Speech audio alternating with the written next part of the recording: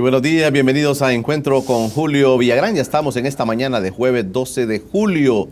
Hoy hablaremos sobre un tema muy interesante, importante para el país. Usted ha escuchado de las zonas económicas especiales. Es un proyecto que el gobierno ha lanzado.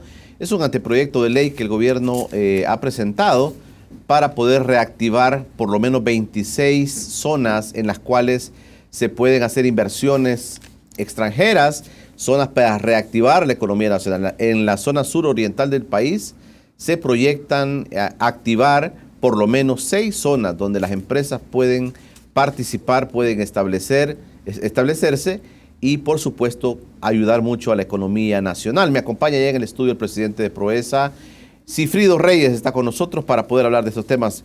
Sigfrido, gracias por venir con nosotros. Muchas gracias, Julio. Qué agradable estar aquí en tu programa, saludarte y saludar a tus televidentes, que entiendo pues siguen con mucha atención tu programa mañana a mañana, y vengo pues con toda la disposición de que conversemos sobre los temas que has adelantado o cualquier otro tema que a tu juicio sea interesante ponerlo sobre la mesa. Perfecto, Frido. Vamos a hablar del tema económico, vamos a hablar de la reactivación económica del país también, que siempre es importante que mantengamos la vista puesta, que el país no se puede estancar, que hay cosas que a veces parece que nos dan desesperanza, pero el país no puede estancarse, y por eso es que nosotros también desde acá queremos alzar la voz para decir: este país tiene esperanza, este país tiene un futuro, y por eso debemos construirlo día a día. Quédese con nosotros, que esa es la propuesta para esta mañana de jueves. Ya regresamos. Estamos de regreso en Encuentro con Julio Villagrán. Gracias por preferir quedarse con nosotros.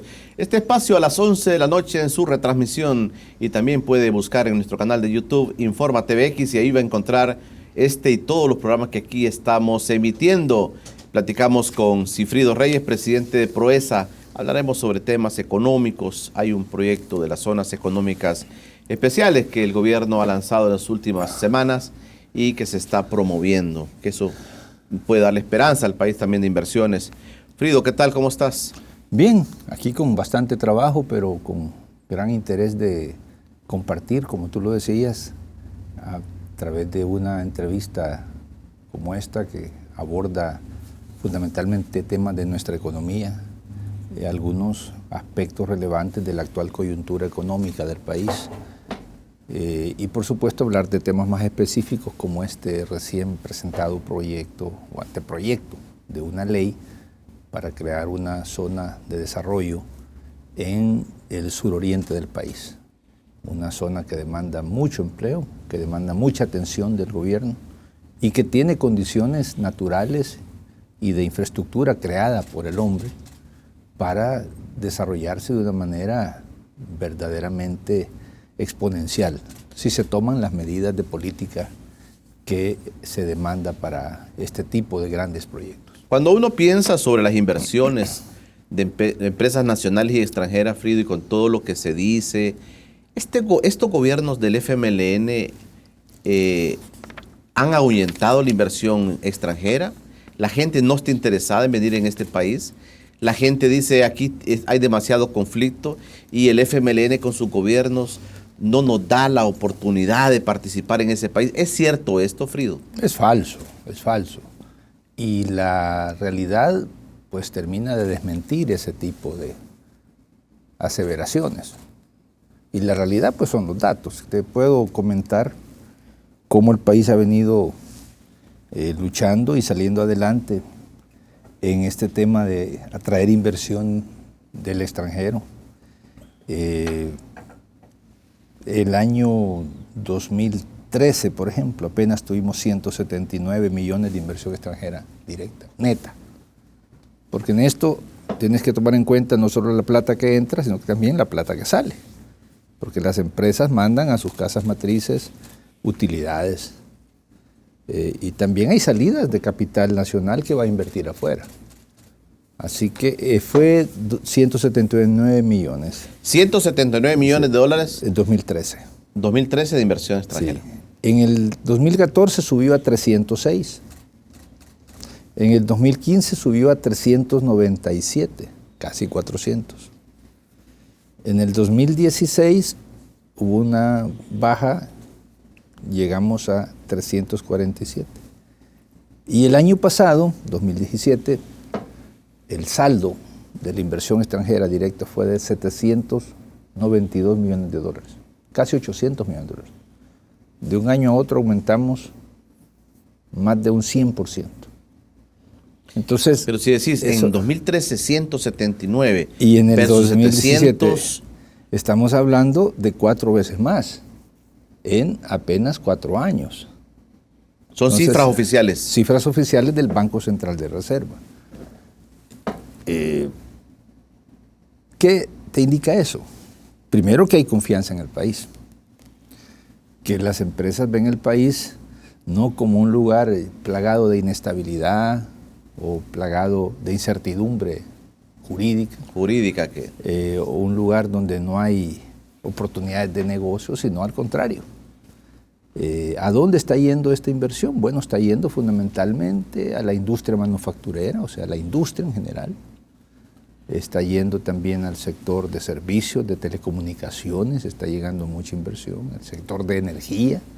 De eso podemos entrar en algunos detalles más adelante, si te parece. Por supuesto, el sector de construcción está recibiendo inversión directa. El sector de servicios en general, servicios internacionales, es bien destacada la cifra de crecimiento de este sector. Por supuesto que uno dirá, sí, pero en otro país llegó más inversión directa. Bueno, es cierto, pero también es cierto que nosotros venimos en una ruta ascendente que si seguimos aplicando políticas apropiadas y se sigue generando un entorno amigable a la inversión, no solo extranjera, también nacional, por supuesto, porque nosotros no tenemos ninguna preferencia, nacional o extranjero. Lo importante es que se establezca, que genere empleos, que genere un dinamismo en la economía y que a partir de eso pues se eleve el nivel de bienestar de la gente y la solidez económica de nuestro país. Hay confianza, definitivamente. El primer trimestre de este año, el Banco Central reporta alrededor de 230 millones de dólares de inversión. Si hicieras una extrapolación aritmética simple, pues dirías, bueno, entonces este año vamos a terminar con cerca de 900 millones de dólares de inversión extranjera. Ojalá fuera así. Simplemente en una extrapolación simple, ¿no? No tengo el dato del segundo trimestre, pero ya el primer trimestre anunciaba buenas noticias. Eso es positivo. Luego podemos verlo por el lado de otros indicadores. Mira, Alfredo, yo te quería preguntar, en el caso de las empresas que vienen al país, se ha escuchado en los últimos días a la misma embajadora de los Estados Unidos hablar sobre la inversión china en El Salvador, y no refiriéndose a Taiwán, por supuesto. Y dice que es como un peligro esto de que tanta inversión china, y ella ha cuestionado este tipo de inversión china. ¿Es solamente China que está ingresando al país con este tipo de inversiones o son otros países también que están incorporándose? Porque hay un cuestionamiento que nos parece a toda luz muy serio, Sigfrido. Sí, en esto creo que hay algunos comentarios que podemos hacer. Primero, decir que es lamentable que en un momento donde el país está en un gran esfuerzo de proyectarse al mundo como un destino de inversión, declaraciones de este tipo vengan a introducir incertidumbre y vengan a generar un ruido de cara al mundo, porque El Salvador es una economía abierta al mundo, así como lo es los Estados Unidos. Bueno, es que el mundo en general se está abriendo y estamos quitándonos todos esos mitos que antes se tenían, Sigfrido. Absolutamente. Y entonces tú ves, por ejemplo, como Estados Unidos, que en términos de geopolíticos y en términos globales tiene rivalidad con China. Y China tiene rivalidad con Estados Unidos. Pero a pesar de eso, la relación económica entre ambos es de un nivel tan intenso que el año pasado China le exportó a Estados Unidos más de 400 mil millones de dólares. Más de 400 mil millones de dólares. Y Estados Unidos le vendió a China 111.000 millones de dólares en productos, en bienes y servicios. Evidentemente la balanza está a favor de China. Pero también China está invirtiendo mucho en Estados Unidos. China ha comprado empresas enormes en Estados Unidos. Ha hecho enormes inversiones en el sector tecnológico. Entonces tenés como doble discurso esto de que... Definitivamente que es un doble discurso. Al Salvador puede venir China y lo cuestiono, pero Estados Unidos tiene una relación con China... que data del año de 1972, con Nixon, ¿te recuerdas? Con Nixon y Kissinger, que reanudaron las relaciones. Y Estados Unidos, las principales empresas norteamericanas, las top 500, tienen grandes inversiones en China, pero enormes. Bueno, todo el mundo, yo no uso iPhone, pero mucha gente usa un iPhone. ¿Y dónde crees que se hacen los iPhone? En China. Se diseñan posiblemente en la sede de iPhone, pero la manufactura de iPhone, de iPads y de toda esa cantidad de dispositivos tecnológicos se hacen en China. Y no quiero extenderme a otros sectores. Entonces, ¿qué tienes ahí? Dos gigantes económicos. La primera economía mundial y la segunda economía mundial. Ambos potencias tecnológicas, ambos potencias comerciales, ambos con una capacidad instalada para la investigación, el desarrollo de nuevas tecnologías, para ser más competitivos en el mundo. Ambos buscando destinos de inversión, ambos buscando cómo ampliar sus mercados internacionales. Claro, llega un presidente a la Casa Blanca que desata una guerra comercial con China. Pero no solo con China, con México, claro, con Canadá, con sus socios de la Unión Europea. Y que políticamente se pelea con medio mundo. Con Japón, con Corea. Bueno, y en esa guerra comercial que se desata, donde el lado norteamericano le impone impuestos, valga la redundancia, porque los impuestos son esos, porque se imponen, ¿no? Al comercio con China, por un valor de alrededor de 30.000 millones de, no recuerdo si son euros o dólares, pero una gran cantidad. China le responde con una medida equivalente, y ayer o antier hemos sabido que Estados Unidos va a escalar y va a imponer nuevos impuestos por el valor de 200.000 millones de dólares, y ahora la parte china dice, vamos a responder. Vamos a ver cómo, pero vamos a responder. Entonces, el que Estados Unidos tenga una guerra comercial con China, el que Estados Unidos se haya propuesto bajar su déficit fiscal, su déficit en cuenta corriente, su déficit comercial, haciendo una guerra con China, pues eso no es un problema de El Salvador. Y que no nos metan en ese pleito, por favor.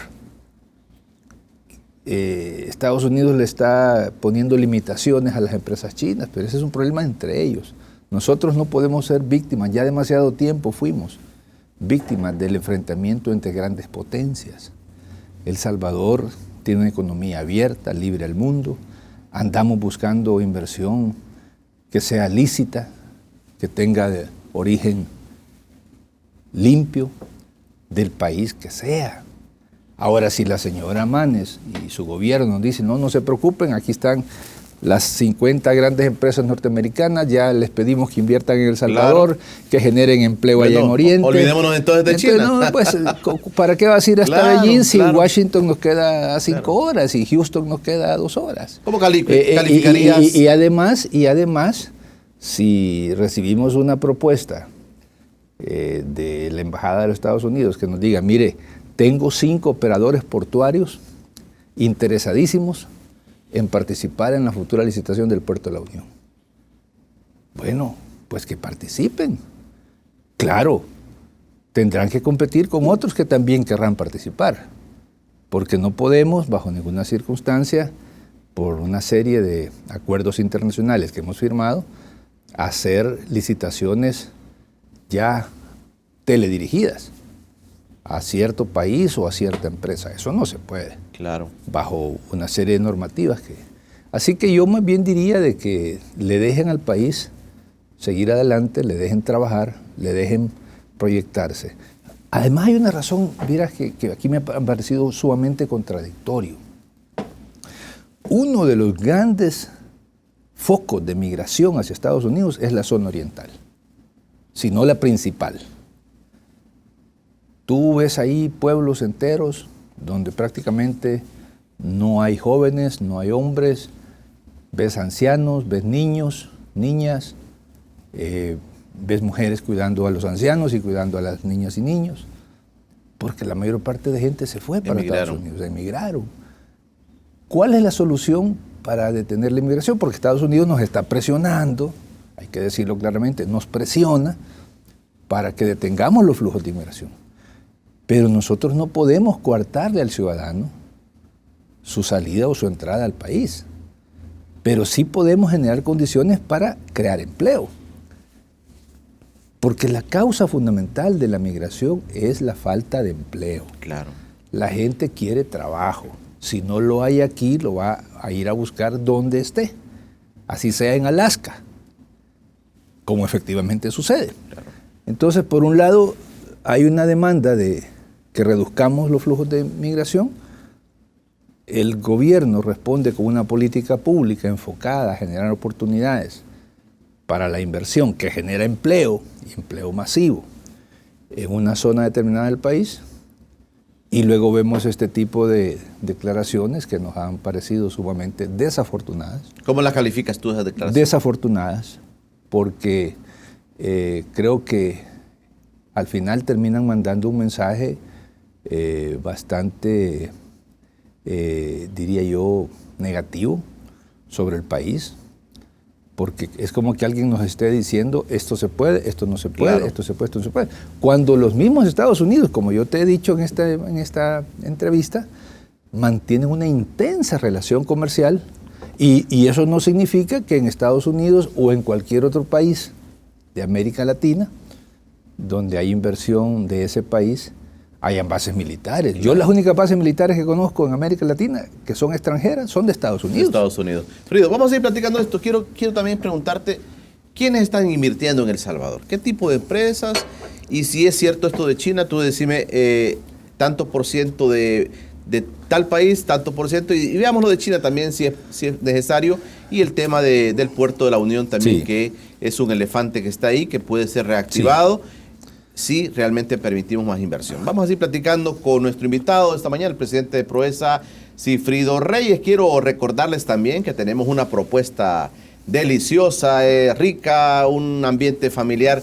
Flying Wings es la propuesta que tenemos para ustedes en Multiplaza y en Metrocentro Galerías. Usted puede ir con su familia, con sus amigos, con sus vecinos, aprovechando esto del Mundial.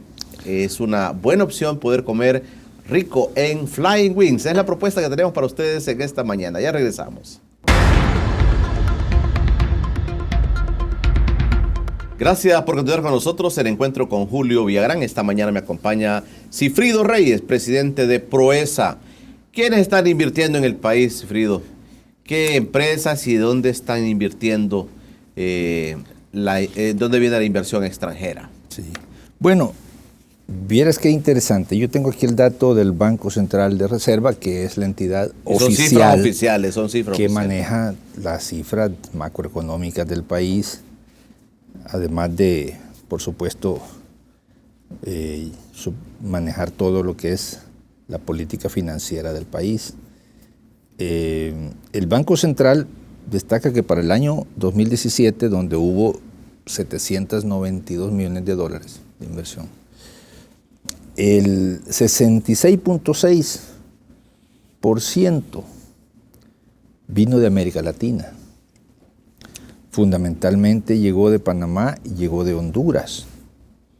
Interesante. Honduras es un país que invierte mucho. Panamá y Honduras invirtiendo en nuestro país. Sí. Igual hay grandes empresas salvadoreñas con enormes inversiones en Honduras. Es correcto. Y grandes inversiones en Panamá. Y en Nicaragua. Y en Nicaragua, y en Costa Rica, claro, en Guatemala, en Colombia, etc. Pero fíjate qué dato más interesante. 66%, 2/3 partes. Luego viene Colombia, viene México, como grandes inversionistas en El Salvador. Luego viene Europa, aquí aparece Luxemburgo, España. Luxemburgo yo asumo que es básicamente inversión de una empresa de telecomunicaciones que tiene su sede en Luxemburgo. Entonces aparece ahí una inversión de Luxemburgo. No aparece Estados Unidos, por cierto, como de los grandes inversionistas del último año. Aunque debo decir que históricamente Estados Unidos tiene a nivel de inversión acumulada, el stock de inversión, el mayor en el país. Luego viene México o Colombia. Hay una disputa ahí de quién estaría ocupando un segundo lugar y un tercer lugar, evidentemente. España, que ha tenido una postura de inversión en el país por lo menos en los últimos 25 años, con grandes industrias enfocadas en la pesca, ¿verdad? Y después, pues, una cantidad de países como Honduras, Guatemala, ya en una menor escala. Esa es la inversión que está llegando al país. ¿Qué tipo de inversión llega, Frida? La mayor parte de la inversión está llegando al sector de manufactura. Hablan de maquilas y cosas. A mí no me gusta hablar de maquila, te soy franco. Julio, tú me dijiste la vez pasada así que no era la palabra. Es que yo creo que técnicamente ese concepto ya en buena medida ha venido quedando porque también lo limitamos al tema de la... Maquila era cuando te llegaban las cajas de piezas cortadas, los botones, el hilo, y aquí se hacía el ensamblaje, se empaquetaba y se reenviaba al exterior. Al contrario, ahora lo que nosotros tenemos es al menos en el sector textil y confección, una fuerte base que empieza desde la fabricación del hilo, luego la tela, luego lo que antes era la llamada maquila. Pero ya nosotros estamos en un encadenamiento hacia atrás, con tela y con hilo nacional. De hecho, El Salvador es uno de los principales exportadores en la región de hilo y de tela. Más bien nosotros deberíamos de hablar de un clúster textil y de confección, porque nosotros tenemos el único clúster en la región centroamericana que produce su propio hilo y su propia tela. Y nosotros le vendemos tela a Honduras, a Nicaragua. Le estamos vendiendo textiles a muchos países. Así que lo de maquila yo creo que habría que relativizarlo. ¿Qué otro tipo de inversión te decía, bueno, energía. Tú puedes observar que en el sector de energía hemos realizado proyectos como gobierno en los últimos años enfocados a ampliar la oferta de energía renovable. Es así como hoy tenemos en el país la mayor planta de generación solar de toda Centroamérica, aquí en la zona del aeropuerto internacional. Y se están construyendo capacidades de energía solar muy importantes. Y viene el gas natural también, hay una inversión fuerte. Gas natural que este año esperaríamos inicie la construcción ya de la planta. Esa va a ser una inversión que estaría alrededor de los $800 millones, la mayor inversión privada alguna vez realizada en este país. Y podría decir yo quizás la mayor inversión en general, ¿verdad? Claro. Eso le va a añadir a nuestra oferta energética 355 megawatts de energía. Bueno, entonces el tema de energía es muy, pero muy, diría, predominante en lo que respecta a inversión. Telecomunicaciones es un rubro que demanda constante actualización, modernización de sistemas tecnológicos. Antes se hablaba de 2G, hoy se habla de 3G, hoy se habla de LTE, de 4G, se está hablando de 5G. ¿Y qué significa eso? Grandes inversiones. ¿Qué tipo de inversión está llegando? Aparte, digamos, de conocer las telefónicas que ya funcionan en el país, ¿qué tipo de inversión en telecomunicaciones está llegando? Bueno, básicamente son apuestas por la actualización y renovación de la base que ya se tiene. Y te cuento, son centenares de millones, no es poco. Por supuesto que en esto todavía hay muchas oportunidades. Y la CIGET está estudiando distintas opciones para ampliar la oferta y que también puedan venir más competidores si acaso encuentran que en este país pueden tener una oportunidad. Y estamos entrando en la era digital, habrá más oportunidades también de inversión. Cada vez el espectro radioeléctrico, Julio, se está utilizando de manera más intensa, ya no para transmitir voz, sino que para transmitir datos. Esas supercarreteras que se están creando, en buena medida serán para transmitir datos, videos y todo tipo de datos. Voz, o sea, la comunicación personal, telefónica, aunque va a mejorar mucho, pero básicamente el espectro lo que está demandando es, o lo que está ofreciendo, mejor dicho, es capacidades redobladas para la transmisión de datos. Y esto es muy importante para cualquier sociedad que quiere pasar a llamarse sociedad del conocimiento. Mira, si no tienes la carretera, pues no puedes hablar de sociedad del conocimiento. Por supuesto. Este gobierno del FMLN, te voy a ser muy específico, ¿le han generado confianza a los inversionistas o no? Te digo esto en el contexto que la misma ANEP está diciendo en las últimas semanas, a raíz de todo esto que ustedes están realizando, está diciendo que estos gobiernos no le han generado confianza a los inversionistas. El tema burocrático aparece como uno de los señalamientos más específicos, de decir, la burocracia en estos gobiernos no permite que los inversionistas tengan ese interés de estar aquí en el país. Yo creo que en esto debemos distinguir, Julio, entre lo que son los empresarios o inversionistas de todo tipo, tamaño y nacionalidad que efectivamente se proponen llevar a cabo proyectos de inversión y generación de empleo, de aquellos que representan intereses muy, pero muy marcadamente políticos, como los que se agrupan en la ANEP. O sea, que hay dos tipos de empresarios. Y te quiero decir, la mayor parte de empresarios de ese país no está en la ANEP, definitivamente. La voz de la ANEP, como hemos visto, y sobre todo en los últimos 3, 4 años, cada vez se ha vuelto más abiertamente antigobierno por una postura meramente política e ideológica. A veces tú no sabes si está hablando la ANEP o está hablando Arena. Se cruzan los roles, se interponen. Y por eso ese planteamiento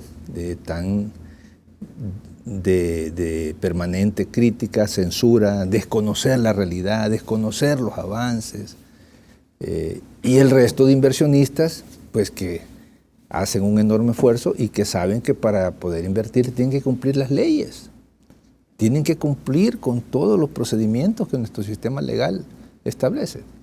En un punto puedo estar de acuerdo con la ANEP, que todavía tenemos demasiado trámite, a veces trámites innecesarios, trámites costosos que no le generan valor agregado a una propuesta de inversión de cara a la sociedad. Pero esa es herencia de la misma ANEP, porque ellos controlaron los gobiernos de Arena en los últimos 20 años, antes del 2009. Y todo ese circuito y todo ese laberinto de trámites los dejaron ellos. ¿Por qué razón? Bueno, posiblemente querían protegerse de la competencia. Estoy especulando. Pero el Frente lleva 2 periodos ya, Frido, ¿y por qué no han cambiado eso? Ah, bueno, porque cambiarle ese tipo de leyes no es un asunto que se hace de un plumazo, de la noche al día, porque primero son leyes. ¿Dónde se cambian las leyes? En la Asamblea. ¿Ha tenido el Frente mayoría para poder cambiar leyes a su gusto, como quisiera? No. Y cuando llegas al tema de tocar intereses, empiezan las reacciones, las presiones. ¿Pero no crees que hay una cuota también de responsabilidad del FMLN en esto? Yo creo que tenemos funcionarios que tendrían que hacer su trabajo de manera más diligente, de manera mucho más amigable a los procesos de inversión. Y eso no significa violar ninguna ley, simplemente ponerse las pilas. Mira, si un trámite que debe tardar 6 meses se tarda 2 años, algo está pasando. Perfecto. Frido, vamos a hacer un corte. Me voy a quedar con esta expresión y con eso vamos a comenzar el siguiente bloque. El gobierno podría hasta llegar a negar permisos a empresas que ocupen el agua, dijo la ANEP. Imagínense, el gobierno podría hasta negar permisos a empresas que ocupen el agua. Y viene el tema del agua y el tema de la inversión. Y si esto es así, entonces ¿cómo quedan esas empresas que ocupan agua? Esa es la propuesta que tenemos para el siguiente bloque, platicando con el presidente de Proesa, Sigfrido Reyes. Ya regresamos.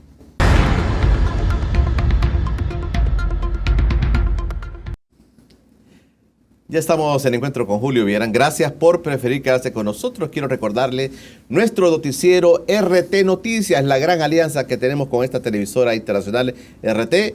Todas las noches, a las 8 de la noche, nuestro noticiero. Vea todos los detalles de las noticias internacionales más importantes de este país. Y también quiero recordarles que los lunes, los miércoles y los viernes tenemos una nueva propuesta, plataforma, diferentes generadores de opinión dando sus versiones sobre la realidad del país.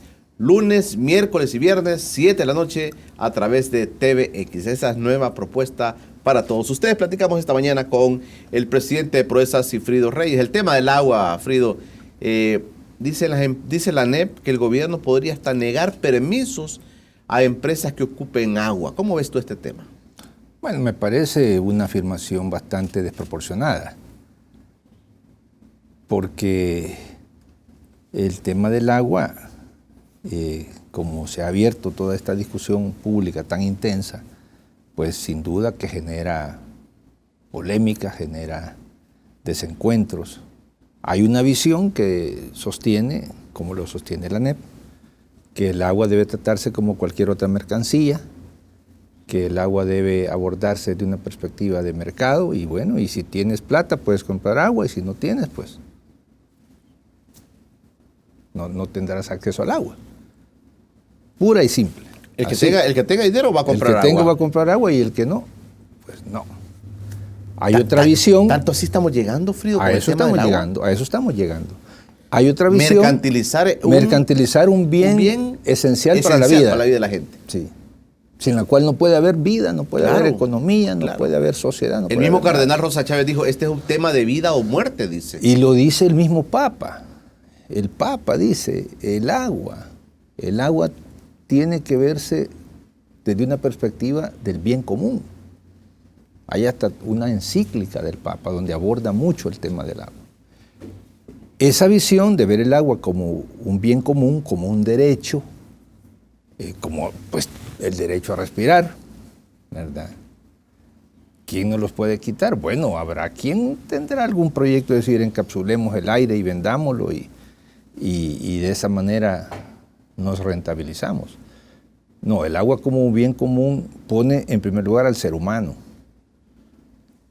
y establece que para que ese derecho sea efectivo, el agua debe de administrarse como un bien público, sin limitar, por supuesto, posibilidades para el desarrollo económico, pues porque al final la gente no solo vive de agua ni de aire, se necesitan generar procesos productivos, de alimentos, de vestuario, de todo lo que el ser humano necesita para su bienestar. No solo el gobierno, el país debería defender el tema del agua, Frido. Absolutamente.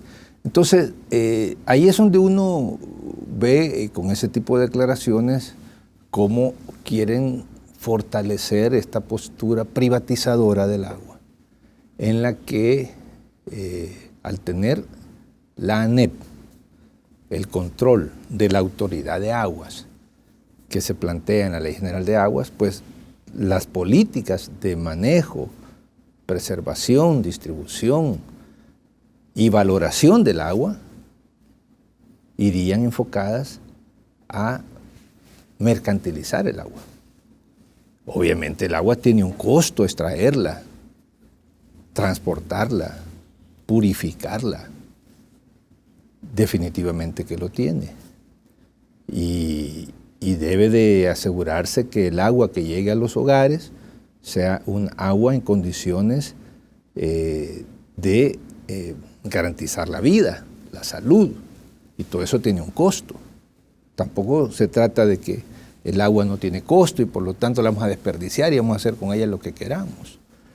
Pero de eso a entregarla a un ente privado que esté por el interés público y que su visión sea una visión meramente mercantilista, hay una enorme distancia. Y esa es justamente la diferencia conceptual, filosófica, ideológica que tenemos con este grupo de la ANEP. Hay empresas dicen que usan mucha agua y que esas tal vez se verían lastimadas si se mete una ley de agua que se regule de manera muy estricta su uso y su comercialización, digamos. Te dicen, mire, estas empresas entonces se van a ver desincentivadas de venir al país, empresas de jugos, empresas de gaseosas, empresas que utilizan demasiada agua. Lo que sucede es que lo que obligaría, pienso yo, a estas empresas es innovar. ¿Cuánta agua cae aquí en un invierno, Julio? Son millones y millones de metros cúbicos. ¿Para dónde se va esa agua? A las quebradas, a los ríos, al mar. Nosotros, ante este reto del agua, tenemos que innovar nuestra capacidad para captar y reservar agua. No podemos siempre estar pensando en el suministro de agua a la antigua.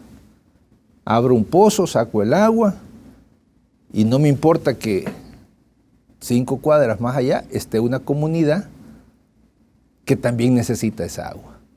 Entonces ahí es donde entra la rivalidad, la competencia por un mismo recurso.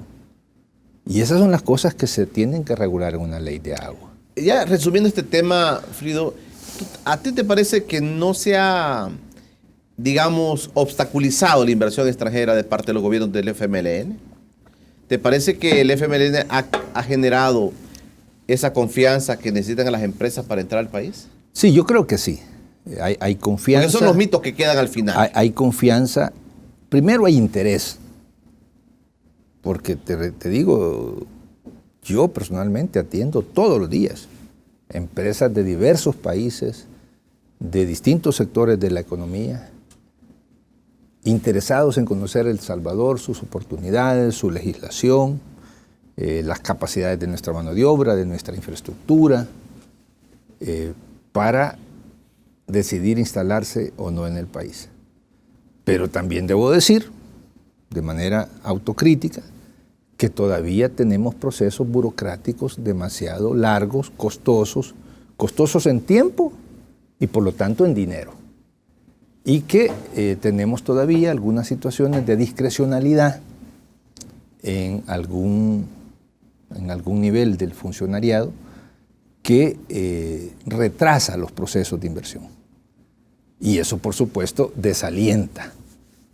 Y estamos hablando de procesos para establecer nuevas industrias, para desarrollar algunos proyectos inmobiliarios, para establecer centros de investigación, de desarrollo, de infraestructura, de logística, de transporte. En fin, me parece que hay mucho que hacer todavía. Mira, nosotros hemos trabajado, con esto pues cierro este tema, en una ley de simplificación de trámites a partir del organismo de mejora regulatoria, que primero es el reconocimiento que existen trámites excesivos en aduanas, en salud, en medio ambiente, etc. Y que se pudiera conseguir el mismo fin, que es un fin de preservar el bien público, con métodos, mecanismos mucho más expeditos y mucho más amigables. Porque no estamos cuestionando el fin que se persigue, sino estos procesos engorrosos que toman tiempo y dinero y que al final pueden terminar en que un proyecto simplemente no se hizo porque pasó un año, pasaron 2, claro, y no se recibieron las autorizaciones respectivas.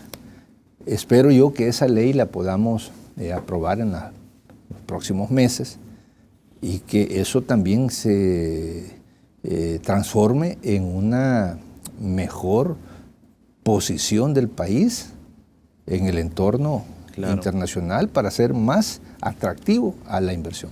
26 puntos, dices tú, se puede considerar la ley de zona especial, zona económica especial. De eso va a hablar cuando regresemos, Frido. Cuéntanos cuál es el proyecto que se tiene y qué posibilidades hay de poderlo implementar en los próximos meses. Esa es la propuesta para el siguiente bloque. Ya regresamos. Estamos en el último bloque de Encuentro con Julio Villagrán. Gracias por quedarse con nosotros. Platicamos con Sigfrido Reyes, presidente de Proesa.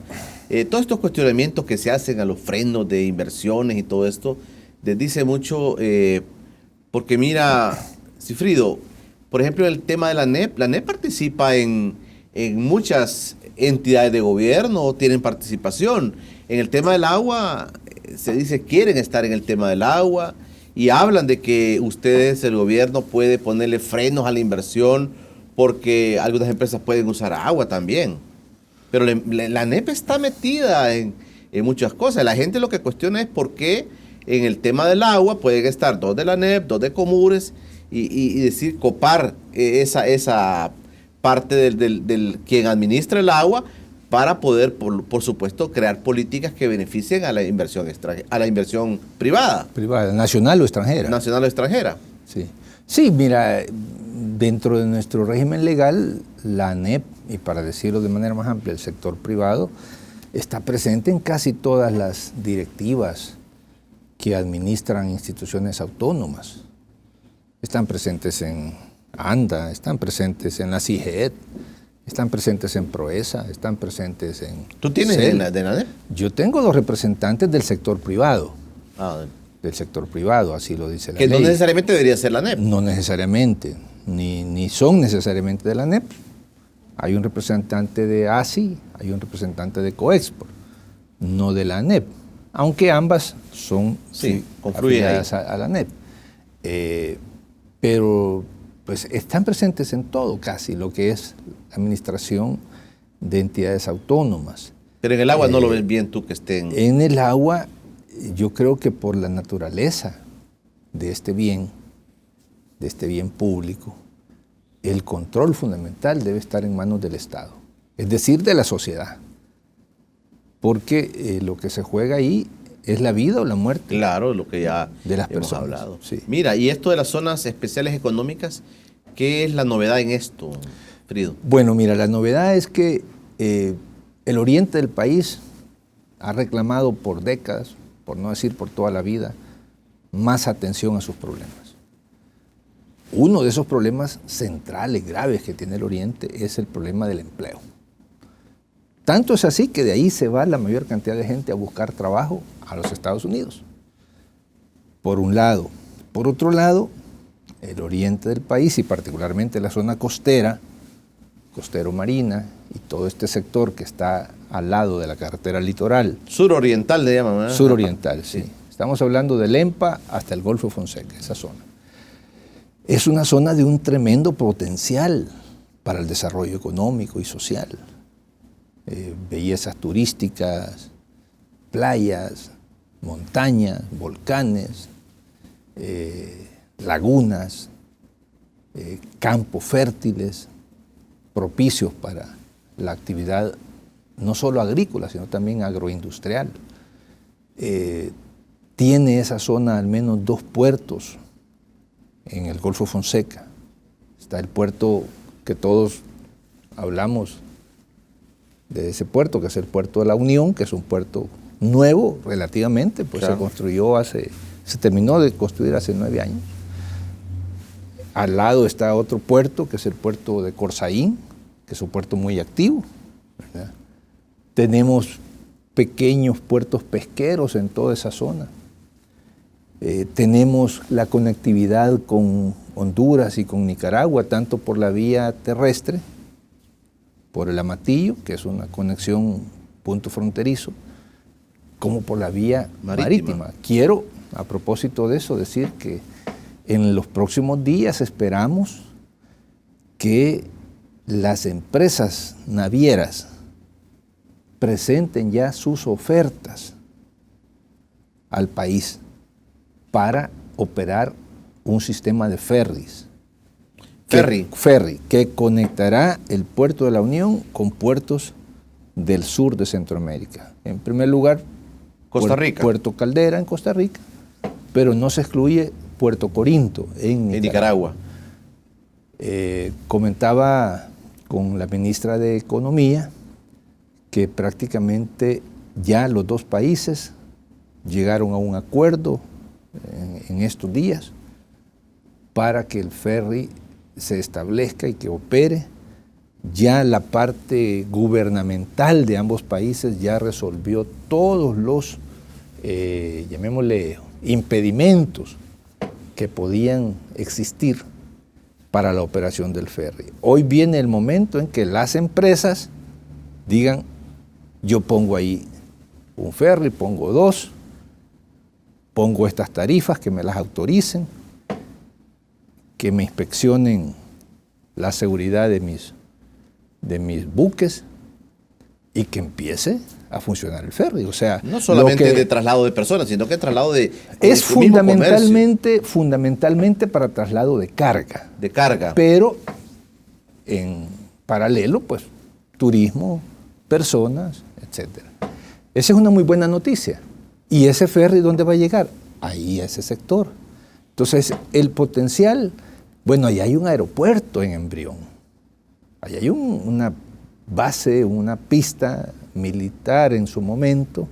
Hoy, pues, es una pista abierta, también para uso civil, que pudiera ser la semilla de un nuevo aeropuerto internacional en el sector de la Unión. ¿Se proyecta un aeropuerto internacional? Dime. ¿Se proyecta un aeropuerto internacional? Pues desde nuestra perspectiva, el potencial para un proyecto de ese tipo está ahí. Ya la pista ya existe, y es una pista de grandes dimensiones. Lo que no existe es todo lo que rodea a un aeropuerto. Claro. Salas de abordaje, depósitos para combustible, tiendas libres, aduana, migración, eso no existe, pero existe la base material para desarrollar un aeropuerto. Mira, y entonces hay una infraestructura y hay condiciones para que esa zona despegue en términos económicos. Claro. Mire, y en esto de las zonas especiales que se están proyectando, hay un incentivo para las empresas para que puedan hacer inversiones en 26 puntos, dice. La propuesta de ley que se presentó a la Asamblea por parte del Ministerio de Economía establece un listado de 26 municipios en el departamento de Usulután, departamento de San Miguel y el departamento de La Unión. Hacia esos municipios habría un tratamiento fiscal favorable con incentivos para que se establezcan en la zona. No estoy hablando de incentivos sacados de la manga de la camisa, son incentivos que ya existen en la ley salvadoreña, porque hay otras leyes como la ley de zonas francas, la ley de servicios internacionales, la ley de fomento a las energías renovables, la ley de turismo, que ya otorgan los incentivos.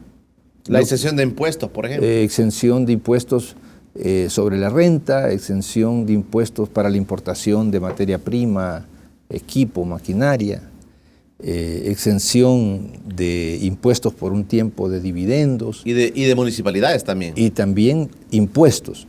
No estoy hablando de tasas ni de otro tipo de contribuciones. Ya existen en la ley salvadoreña. Y eso pues está a la vista que ha generado un impacto beneficioso para la economía nacional, para el empleo. ¿A qué le apuestan, Sigfrido? No tengo mucho tiempo, pero ¿a qué le apuestan con este proyecto en cuanto al tipo de generación productiva ahí? ¿A qué le apuestan ustedes? Vale. La apuesta central es la generación de empleo digno, empleo decente, empleo que cumple con todos los estándares de la ley salvadoreña, y de la OIT en materia de respeto a los derechos laborales, en todo sentido. Empleo que paga seguro social, que paga AFP, que paga todo lo que tiene que ver con las leyes de la nación. ¿En qué actividades? Bueno, actividades que estén muy, pero muy adecuadas a lo que es la zona. A la zona. Por ejemplo, toda la zona costera. Actividades portuarias, actividades de pesca, siempre y cuando sea pesca para su procesamiento industrial. Actividades de industria, manufactura de todo tipo, electrónica, confecciones, calzado, autopartes, manufactura en general, sector farmacéutico, energías renovables. Bueno, si ahí tenemos la zona de mayor irradiación solar del país, pues es una zona óptima para extraer o aprovecharnos de la energía solar y otras energías renovables que la legislación permite. Estamos hablando de agroindustria, estamos hablando de turismo, estamos hablando de servicios internacionales como por ejemplo servicios logísticos, reparación de buques, mantenimiento de buques. Mira, desde México hasta Panamá no existe en toda esta zona del Pacífico una base para mantenimiento y reparación de buques. Estamos hablando de almacenamiento y venta de combustibles para buques, que tampoco hay en la zona. Buques que necesiten reabastecerse. Estamos hablando de actividades de innovación, investigación y desarrollo, crear polos científicos en la zona. Estamos hablando de exploración y explotación de hidrocarburos. Porque se habla de que puede haber petróleo y gas natural en la zona del Golfo de Fonseca. Puede haber. Y, ¿hay estudios sobre esto, Frido? Hay antiguos datos que tiene CEL, si no me equivoco, de indicios que apuntarían a una probabilidad de que hayan reservas de gas. ¿Hay gente, te ha visitado gente que quiere explorar esa parte en la zona? Sí, claro. Sí, claro. Claro, estos son temas que como están regulados en otras leyes, ¿verdad? Entonces, nuestro papel se limita a presentarles el país, a presentarles el régimen económico del país, nuestro sistema legal en materia de inversión extranjera, y luego pues se lo remitimos a la autoridad competente, que en este caso es CEL. Pero sí hay interés, eso no te lo puedo negar, de empresas que quisieran explorar. Por supuesto, esto tiene una ley muy especial que la administra CEL. En fin, ese tipo de actividades son las que queremos. Perfecto. Turismo, por supuesto, turismo, que la zona presenta condiciones envidiables para el desarrollo de la actividad turística. Tenemos bellezas naturales en esa zona. Es impresionante. Claro. No sé si tú has subido alguna vez al volcán de Conchagua. No. Pues te invitaría a que lo hagas. Tiene una vista fenomenal para todo el Golfo. Puedes llegar en un auto 4x4 y desde allí tú puedes observar desde el Océano Pacífico, la Bahía de Jiquilisco, todo el Golfo de Fonseca, sus islas, Nicaragua, puedes ver hasta los volcanes de Nicaragua, la Punta Cosiguina, el volcán, Honduras. Es uno de los espectáculos más maravillosos que tiene este país. Pero está, pues casi nadie lo conoce. Casi nadie lo conoce, correcto. Quiero agradecerte que hayas venido con nosotros. Espero que esta es la casa de Proesa también. Gracias, Julio. Venir a contarnos cómo avanza, digamos, este proceso de las zonas especiales económicas. este espacio es para ustedes también. Gracias. Para que puedas regresar y nos puedas contar cómo avanza esto. Gracias por venir con nosotros. Muchas gracias a ti y pues espero una futura oportunidad para seguir profundizando en estos temas. Gracias, Frido Reyes. Ese era nuestro invitado esta mañana. Sí, Frido Reyes es el presidente de Proesa.